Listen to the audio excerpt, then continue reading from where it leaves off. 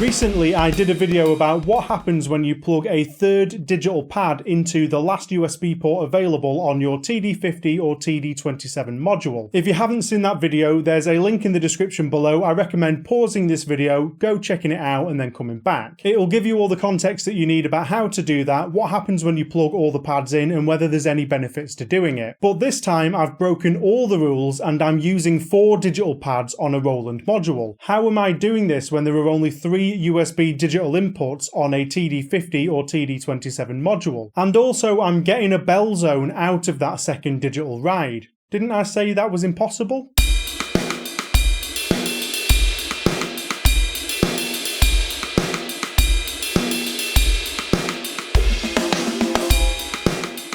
To set this all up, I'm using the 3 digital inputs on the back of the Roland module, and I've also paired those up with another device that I've talked about before when it comes to Roland digital pads without a Roland module. The Kenton USB MIDI host. If you want to know the full details of what this little box does and how it works alongside a drum module, I'll link to that video in the description as well. But basically, a USB MIDI host can support a class compliant MIDI device without the need for a computer, and then it can pass that device's MIDI data through the MIDI output into another device like a drum module. The Roland digital pads are class compliant MIDI devices, so I've plugged that second digital ride into the Kenton and then I'm sending that to the MIDI input on one of the Roland drum modules. The first hurdle in this experiment is the MIDI numbers. The digital pads will send the MIDI numbers that Roland modules default to for those instruments. So at first, when doing this, that second digital ride will just be mimicking the first digital ride because it's playing the same MIDI notes. So to avoid this, I've changed the MIDI numbers of the ride input, i.e. the first digital ride that was connected, to other unused MIDI notes. And then I changed the MIDI notes of one of the auxiliary inputs to match the bow and edge of the Roland ride MIDI numbers. But of course this only gives me 2 zones because an auxiliary input can only accept 2 zones. So I've assigned the MIDI note of one zone on another aux input to match the bell of the digital ride in order to give myself a bell zone. So this gives me 3 zones on that second digital ride, but it's effectively using up the MIDI notes from 1.5 pads. It's by no means a free extra zone. This is purely mixing and matching MIDI notes for existing zones to force an outcome that I want. But it is pretty cool and you still get the touch choking for all 3 zones.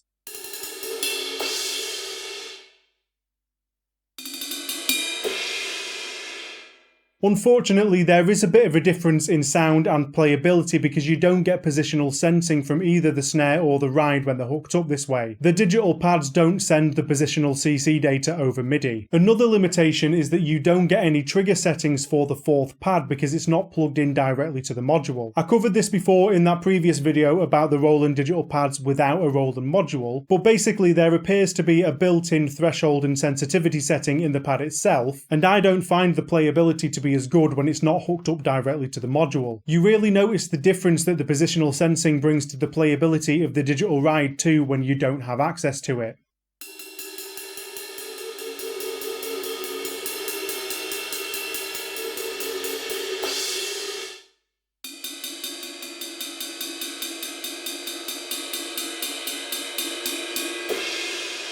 Once again, I couldn't resist the temptation of trying this out as a hi-hat pad, and since I was messing around with MIDI notes in different zones, I thought why not go one step further than the last video and create a 3-zone digital hi-hat by setting up a second hi-hat instrument with tweaked tunings on the bell zone.